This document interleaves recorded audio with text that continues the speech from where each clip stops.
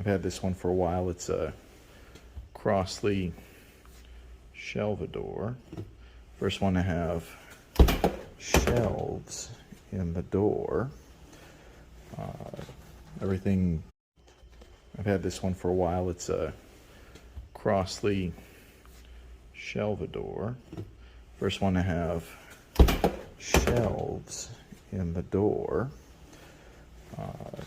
Everything working, light, original shelves, missing the top shelf, as well as the second drawer. Freezer works. Even had the stainless steel drip tray in it. The automatic defrost also works. The only thing that was wrong with this when I got it was that it needed a new gasket.